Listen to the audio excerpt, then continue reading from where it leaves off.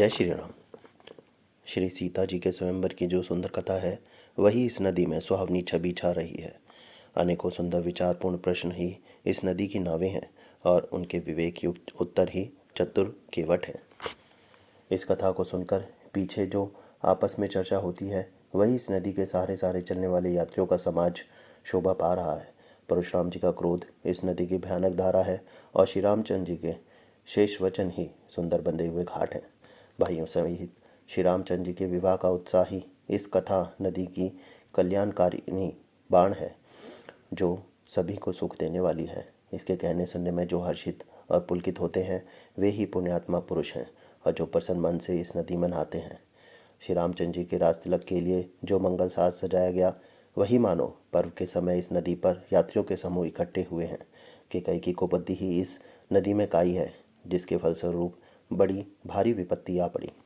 संपूर्ण अनगिनत उत्पादों को शांत करने वाला भरत जी का चरित्र नदी तट पर किया जाने वाला जप यज्ञ है। कलयुग के पापों और दुष्टों के अवगुणों के जो वर्णन है वे ही इस नदी के जल का कीचड़ और बगले हुए हैं। यह कीर्ति रूपणी नदी 6 ऋतुओं में सुंदर है। सभी समय यह परम सुहावनी और अत्यंत पवित्र है। इसमें शिव पार्वती का विवाह हेमंत ऋतु है। श्री रामचंद्र जी के जन्म का उत्सव सुखदायी शिशिर ऋतु है। श्री रामचंद्र जी के विवाह समाज का वर्णन ही आनंद मंगलमय ऋतुराज वसंत है। श्री राम जी का वनगमन दुसह ग्रीष्म ऋतु है और माघ की कथा ही कड़ी धूप और लू है। राक्षसों के साथ घोर युद्ध ही वर्षा ऋतु है जो देवकुल रूपी धान के लिए सुंदर कल्याण करने वाली है। रामचंद्र जी के राज्यकाल का जो सुख विनम्रता और बढ़ाई है वही निर्मल सुख देने वाली सुहावनी शरद ऋतु है। सती शिरोमणि श्री सीता जी के गुणों की जो कथा है वही इस जल का निर्मल और अनुपम गुण है। श्री भरत जी का स्वभाव इस नदी की सुंदर शीतलता है जो सदा एक सी रहती है और जिसका वर्णन नहीं किया जा सकता।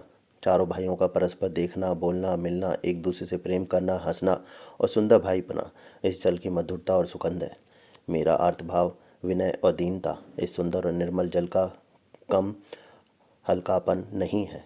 यह जल बड़ा ही अनोखा है जो सुनने से ही गुण करता है और आशारूपी प्यास को और मन के मैल को दूर कर देता है। यह जल श्री रामचंद्र जी के सुंदर प्रेम को पुष्ट करता है, कलयुग के समस्त पापों और उनसे हरने वाली ग्लानि को हर लेता है, संसार के श्रम को सोख लेता है, संतोष को भी संतुष्ट करता है और पाप ताप दरिद्रता और दोषों को नष्ट कर देता है। यह जल काम क्रोध मद और मोह का नाश करने वाला है और निर्मल ज्ञान और वैराग्य का बढ़ाने वाला है। इसमें आदरपूर्वक स्नान करने से और इसे पीने से हृदय में रहने वाले सब ताप और पाप मिट जाते हैं।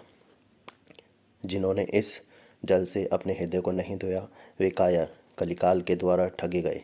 जैसे प्यासा हिरन सूर्य की किरणों के रेत पर पड़ने से उत्पन्न हुए जल के भ्रम को वास्तविक जल समझकर पीने को दौड़ता है और जल न पाकर दुखी होता है, वैसे ही वे जीव भी दुखी होंगे। अपनी बुद्धि के अनुसार इस सुंदर जल के गुणों को विचार कर उसमें अपने मन को स्नान कराकर और श्री भवानी शंकर को स्मरण करके कवि तुलसीदास सुंदर कथा कहता है।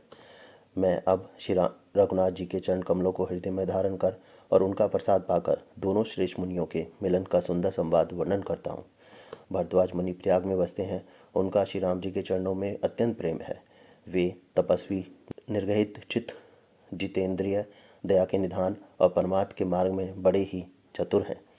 माघ में जब सूर्य मकर राशि पर जाते हैं तब सब लोग तीर्थराज प्रयाग को आते हैं। देवता दैत्य किन्नर और मनुष्य के समूह सब आदरपूर्वक त्रिवेणी में स्नान करते हैं।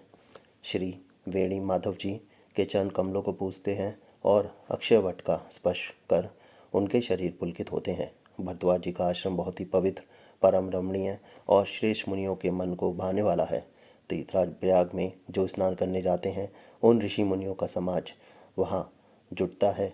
प्रातःकाल सब उत्साहपूर्वक स्नान करते हैं और फिर परस्पर भगवान के गुणों की कथाएं कहते हैं।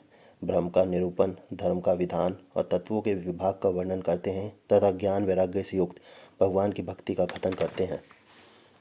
इसी प्रकार माघ के महीने भर स्नान करते हैं और फिर सब अपने अपने आश्रमों को चले जाते हैं। हर साल वहाँ इसी तरह बड़ा आनंद होता है।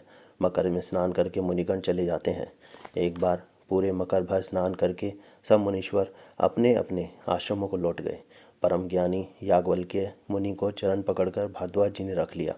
आदरपूर्वक उनके चरण कमल धोए और बड़े ही पवित्र आसन पर उन्हें बैठाया। पूजा करके मुनि याज्ञवल्क्य जी के सुयश का वर्णन किया और फिर अत्यंत पवित्र और कोमल वाणी से बोले, हे नाथ, मेरे मन में एक बड़ा संदेह है। वेदों का तत्व सब आपकी मुट्ठी में है, पर उस संदेह को कहते मुझे भय और लाज आती है। भय इसलिए कि कहीं आप यह न समझे कि मेरी परीक्षा ले रहा है, और लाज इसलिए कि इतनी आयु बीत गई अब तक ज्ञान न हुआ, और यदि नहीं कहता तो बड़ी हानि होती है। हे प्रभु, संत लोग ऐसी नीति कहते हैं और वेद पुराण तथा मुनिजन भी यही बतलाते हैं कि गुरु के साथ छिपाव करने से हृदय में निर्मल ज्ञान नहीं होता। जय श्री राम।